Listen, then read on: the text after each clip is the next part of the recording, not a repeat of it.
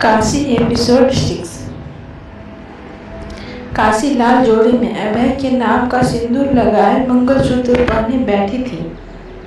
उसे जैसे कोई होश नहीं था। उसकी आंखों के सामने बार बार सारे दृश्य आ जा रहे थे। अचानक से उसके मुंह से एक खींच निकल गई और वो जोर से रोने लगी, जैसे अपने अंदर के हर दर्द को निकाल देना चाहती थी। तभी मेज पर पड़ा उसका फोन बजा। उसने नजर उठा के देखा तो राजेंद्र जी का नंबर था। उसने कुछ सोचा और खुद को शांत करते हुए उसने फोन उठाया। फोन की दूसरी तरफ राजेंद्र जी की आवाज थी लड़खड़ाती हुई। काशी बिटिया।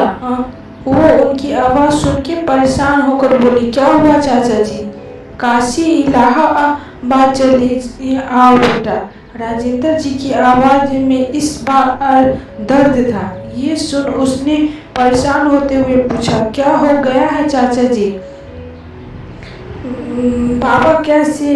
क्या हुआ बोलिए। ठीक है ना? वो आनंद जी का एक्सीडेंट हो गया है। आप जल्दी आ जाओ बिटिया। राजेंद्र जी ने इतना बोल के फोन रख दिया। ये सुनते ही वो उठी और ऊपर गई। कुछ देर में कपड़े बदल के नीचे आई। उसकी मांग में सिंदूर लगा था और गले में मंगलसूत्र भी थी। काशी दौड़ के बाहर आ गई।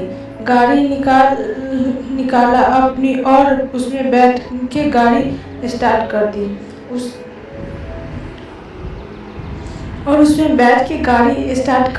उसने जल्दी से गाड़ी किसी तरह बनारस से बाहर निकाली और दौड़ा दिया इलाहाबाद जाने वाली रोड पर।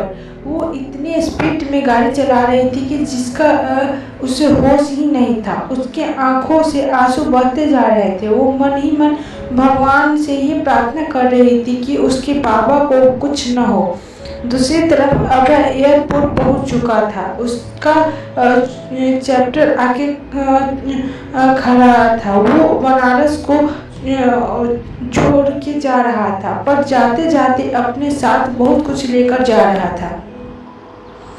अभय आया और चौखट के सामने खड़ा होकर एक बार पीछे मुड़ के आखिरी बार बनारस को देखा और जल्दी से उसमें बैठ गया। राणा भी उसके साथ बैठा था। चौखट बनारस से निकल चुका था। अभय के सामने सिर्फ काशी का चेहरा था। उसने आंखें बंद की और पीछे सर लगा के बैठ गया। रह कि उसे बस काशी की ही याद आ रही थी। राणा कुछ पूछना चाहता था, पर उसे अभी खामोश रहना ही ठीक लगा। अभय दूर जा रहा था बनारस के काशी से, पर उसे नहीं पता था कि अब न वो बनारस से दूर जा सकता था और न काशी से, क्योंकि अब रिश्ता दोनों से था। काशी इलाहाबाद के शकुंतला हॉस्पिटल के सामने गाड़ी रोकती है। तभी राजेंद्र जी का मैनेजर उसके पास आ जाता है, जो उसका ही इंतजार कर रहा था। काशी को लेकर वो अंदर राजेंद्र जी के पास गया। पूरे हॉस्पिटल में 8 या 10 बॉडीगार्ड खड़े थे। राजेंद्र जी के सर में और हाथ में पट्टी बंधी हुई थी। ये देख कर काशी घबरा के उसके पास आते हुए बोली, चाचा जी ये सब कैसे हुआ? आप ठीक है ना? और बाबा कैसे हैं? मुझे उनके पास जाना है। राजेंद्र जी की नज़र जब काशी के मांग में लगे सिंदूर और गले में पहने मंगलसूत्र पर गई तो वो हैरान हो गए, पर इस वक्त आनंद जी का सोच के वो कुछ नहीं बोले। वो अभी अंदर है। उसे बहुत चोट आई है बेटा, सर पर। उसका ऑपरेशन चल रहा है। इतना सुनते ही काशी वहीं बैठ गई। उसकी आंखों से आंसू रुक ही नहीं रहे थे।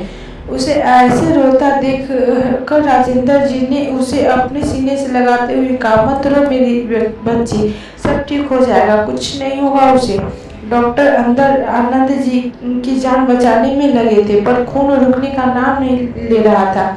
2 घंटे हो गए थे, पर अभी तक कुछ पता नहीं चल रहा था। काशी और राजेंद्र जी दोनों ही बैठे हुए थे। कुछ देर बाद जब डॉक्टर बाहर आए तो काशी भाग के उसके पास गई और उनसे पूछा, कैसे हैं मेरे बाबा? ये बोल उसने आस भरी निगाहों से उन्हें देखा। जी माफ करिएगा, पर हम उन्हें बचा नहीं पाए। डॉक्टर इतना बोल के चले गए। ये सुन काशी बेसुध सी गिरने को हुई, पर राजेंद्र जी ने आकर उसे संभाल लिया। उसकी जिंदगी जैसे एक पल में हवा के झोंके के साथ बिखर चुकी हो। वो वहीं बैठ के रोने लगी। राजेंद्र जी उसे अपनी बाहों में ले लिया। इस वक्त उनकी आंखों से भी आंसू रुकने का नाम नहीं ले रहे थे। वो समझ नहीं पा रहे थे ये क्या करूं। काशी आज अनाथ हो गई। उसकी जिंदगी में जानने की बस एक उम्मीद थी, वो भी आज भी नहीं बची थी। वो जोर जोर से रो जा रही थी। आज उसका रोना सुन के खुद लगता था महादेव रो पड़ रहे थे। पूरा हॉस्पिटल उसके रोने की चीखों की आवाज से गूंज गया था। राजेंद्र जी की बाहों में रोते रोते काशी बेहोश हो गई थी। राजेंद्र जी ने जब ये देखा तो परेशान हो गए। उसे उठाया और पास के एक कमरे में ले जाकर बिस्तर पर लिटा दिया। उन्हें जल्दी से डॉक्टर को बुलाया और डॉक्टर आए। उन्होंने काशी को चेक कर कहा कुछ नहीं, बस थॉट की वजह से बेहोश हो गई है। ये बोलकर डॉक्टर एक इंजेक्शन दिया उससे और उसका बीपी नाप के चले गए। राजेंद्र जी बाहर आए और वहीं पर रखी हुई बेंच पर बैठ गए। क्यों चला गया तू? अरे इस फूल सी बच्ची के बारे में तो सोचा होता, कैसे जिएगी ये, कैसे संभाल पाऊंगा मैं इस बच्ची को अकेले।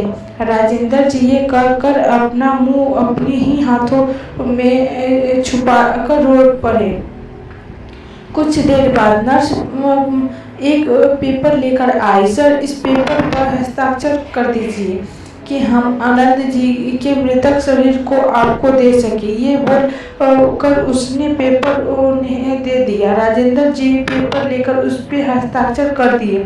नर्स पेपर लेकर वापस चली गई। राजेंद्र जी को जब वापस से काशी का ख्याल आया तो उन्होंने सोचा कि अब कैसे उसे संभालना है। वो काशी के पास गए, उसे देखा, उसकी मांग का सिंदूर, उसके गले का मंगलसूत्र देखकर वो बोले, कुछ तो हुआ है आपके साथ काशी बिटिया। ये सुन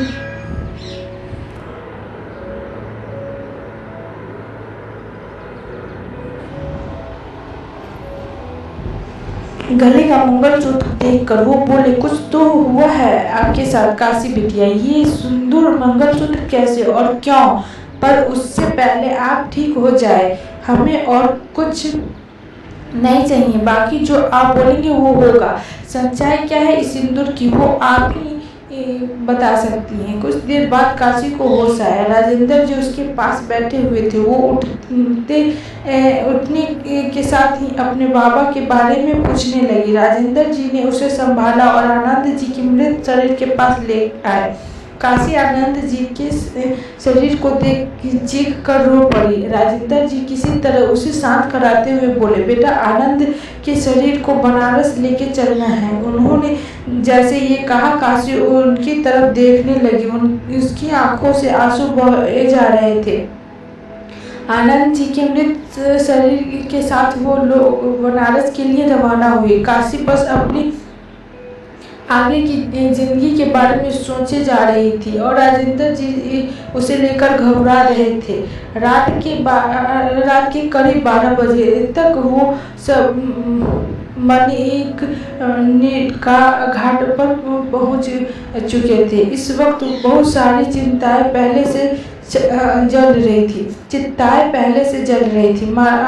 मणिक का घाट आज भी यहाँ दाह संस्कार होते हैं।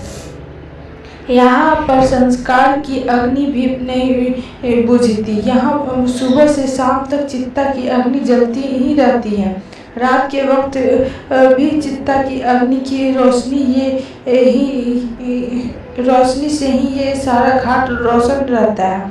नजदीक में बनारस की आधा शक्तिपीठा विशालाक्षी जी का मंदिर विराजमान है।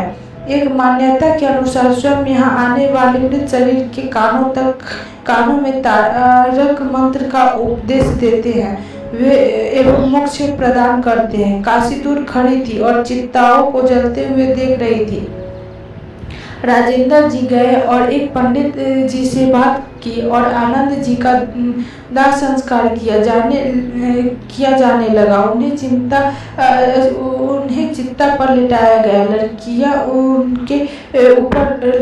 उनके ऊपर रखी गई। पंडित जी ने चिता में अग्नि देने के लिए किसी को बुलाया तो राजेंद्र जी काशी के पास गए और उसका हाथ पकड़ के ले आए। ये देखकर पंडित जी ने कहा, पर लड़कियां अग्नि नहीं देती है। उनके ऐसा कहने पर राजेंद्र जी ने उनसे कहा, ये आनंद जी के लिए बेटे से बढ़कर के है और अग्नि यही देगी। इतना कह के उन्होंने काशी का हाथ पकड़ा और उसके हाथों में जलती हुई एक लकड़ी दी और चिता को उससे जलाया। जैसे आनंद जी की चिता को अग्नि ने छुआ, वैसे ही काशी राजेंद्र जी से लिपट कर रो पड़ी। उन्होंने खुद को भी उस वक्त बहुत मुश्किल से संभाला। जब तक चिता नहीं जल गई तब तक वो लोग वहां से नहीं गए। राजेंद्र जी के सारे बॉडीगार्ड वहीं खड़े थे और मैनेजर साहब भी। जब चिता पूरी तरह जल गई तो उसकी राख को लेकर राजेंद्र जी काशी के साथ वहां से निकल के 80 घाट पर आए। सुबह होने में अभी वक्त था। उन्होंने आनंद जी की अस्थियों को गंगा के जल में प्रवाहित किया। काशी वहीं खड़ी थी, तभी महागुरु वहां आके खड़े हो गए। उन्होंने काशी को आवाज देते हुए कहा, काशी बिटिया, ये तुम हो क्या? काशी और राजेंद्र जी उसके पास गए तो उन्होंने मंदिर के अंदर चलने को कहा। वो दोनों ही गुरु जी के पीछे चल पड़े। गुरु जी जाके अपने समान आसन पर बैठ गए और काशी राजेंद्र जी के बगल में। महागुरु ने उसे शांत भाव से देखा और उससे कहा, काशी किस दुविधा में हो मेरी बच्ची? इंसान की मृत्यु हो गई मृत्यु कोई नहीं टाल सकता, वो विधि का विधान है। काशी और एक बात, इस मांग के सिंदूर को कभी मत हटने देना मेरी बच्ची, क्योंकि अब तेरी किस्मत से उसकी किस्मत जुड़ गई है। जिंदगी में बहुत से उतार चढ़ाव आएंगे, पर हमें पता है हमारी काशी बहुत बहादुर है और वो सब ठीक करेगी। गुरु जी के कहने पर काशी उन्हें BS देखे जा रही थी। उसके मन में बहुत से सवाल थे, पर गुरु जी के ऐसे कहने पर वो खुद को शांत कर चुकी थी और कुछ चीजों को वक्त दे चुकी थी। काशी कुछ देर वहीं बैठी रही, आंखें बंद करके। राजेंद्र जी को लेकर गुरु जी मंदिर के सीढ़ियों पर आ गया। राजेंद्र जी, काशी की जिम्मेदारी अब आपकी है। बस ये समझ लीजिए कि उसके एक पिता का हाथ छूटा है तो दूसरे पिता के साए में आज वो आई है। आपको अब काशी का पिता बनके उससे संभालना है और उससे उसकी शादी के बारे में मत पूछना। जब वो बता तो सुन लेना, बस इतना जान लो। इसके आगे का सफर कठिन होगा, पर कुछ वक्त बाद सब ठीक होगा। इसका हक खुद वो देगा, क्योंकि वो जहाँ होगा तड़प रहा है। काशी को अब अपने साथ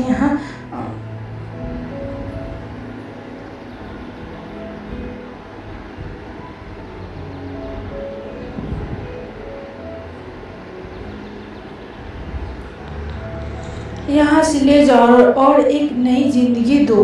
गुरु जी के कहने पर राजेंद्र जी काशी के पास आए और उससे बोले, चलो काशी। उनकी बात सुन काशी उठी और गुरु जी के चरण छू वहां से राजेंद्र जी के साथ निकल गई। जाते हुए काशी आके घाट पर खड़ी हुई। उसे ऐसे घाट पर खड़ा हुआ देखकर राजेंद्र जी ने उससे कहा, काशी, आप हमारे साथ इंदौर चल रही हैं। अब आप हमारे साथ रहोगी ना? मत कहना मेरी बच्ची, आपको मेरे दोस्त की कसम।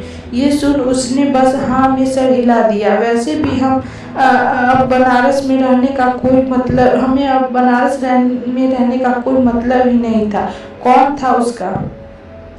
यहाँ पर उसने राजेंद्र जी के साथ जाना ही सही समझा। काशी आंखों में आंसू लिए खड़ी थी। आज काशी आखिरी बार बनारस की सुबह देख रही थी। काशी ने जाने जाने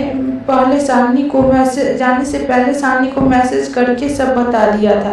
फिर राजेंद्र जी उसे लेकर बनारस से निकल गए और एयरपोर्ट पर पहुंचे। वहां उनका खुद का प्लेन खड़ा था। वो सबके साथ बैठे और बनारस के लिए निकल गए। काशी बनारस को छोड़ चुकी थी। उसे ढरक के आनंद जी के साथ बिताए वक्त याद आ रहे थे। काशी वो जगह छोड़ के जा रही थी जहाँ वो पैदा हुई थी, जहाँ बड़ी हुई, जहाँ की हवाओं में उसकी आवाज़ें गूंजी हुई थी। आज वो वहाँ से दूर जा रही थी। दूसरी तरफ अभय अपने महल पहुंच चुका था। जब से वो बनारस से आया था उसे वहाँ अच्छा नहीं लग रहा था। वो बेचैन था। उसे समझ नहीं आ रहा था कि ये सब क्यों है। उसे रह रह के काशी की याद आ रही थी। उसने फ़ोन उठाया और किसी को फ़ोन किया। फ़ोन उठते ही दूसरी तरफ से आवाज़ आई, जी सर। अभय ने बस एक ठंडी आवाज़ में इतना ही पूछा, कैसी है वो? सर, उनके पिता की मृत्यु हो गई एक एक्सीडेंट में। वो बनारस को हमेशा के लिए छोड़ चली गई राजेंद्र जी के साथ। राज शाह के साथ गई। तुम इंदौर जाओ और देखो, शायद महल ही गए होंगे। ये कहकर अभय ने फोन रख दिया। वो अपने कमरे में बड़ी सी बालकनी में आके खड़ा हो गया। उसकी आंखें नम थी। उसने फोन लिया और लंदन जाने के लिए टिकट निकलवा कर बुक करा ली। मैं आपसे दूर रहना चाहता हूँ, बस ये बोल अभय अंदर आ गया।